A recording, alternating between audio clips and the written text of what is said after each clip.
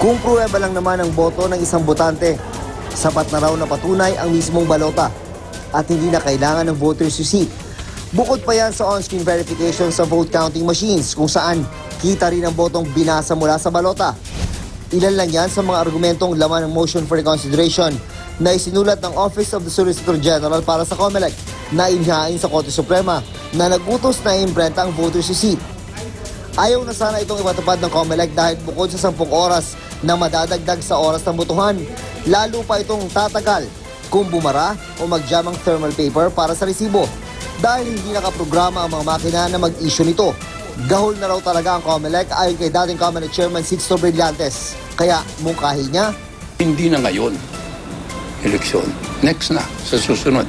Ayon naman sa isang election lawyer, ang di inaasahang utos ng Korte Suprema ay pasok sa mga rasong nakasaad sa Omnibus Election Code para maipagpaliban ng COMELEC ang eleksyon. Pag sinabi ng COMELEC na hindi kami handa, kahit na anong sabihin ng Korte Suprema, kahit anong sabihin ng Kongreso, yan ay wala pa rin, hindi pa rin natin mapipilit ang COMELEC na ipagpatuloy ang halalan. Sabi naman ng isang dating COMELEC Commissioner, And dapat yung mindset dyan is kakayanin natin to. Kasi if you entertain other options na a delay or postpone or whatever other options, mawala na yung focus mo, mawala na yung sense of urgency.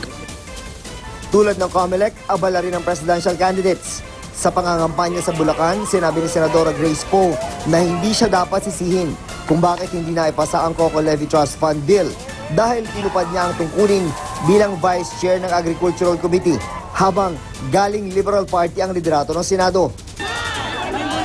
Si Mar Rojas naman naligko sa Agusan del Norte at Surigao City at sinamahan sa ilang punto ng anak ng katambal na si Lenny Robredo.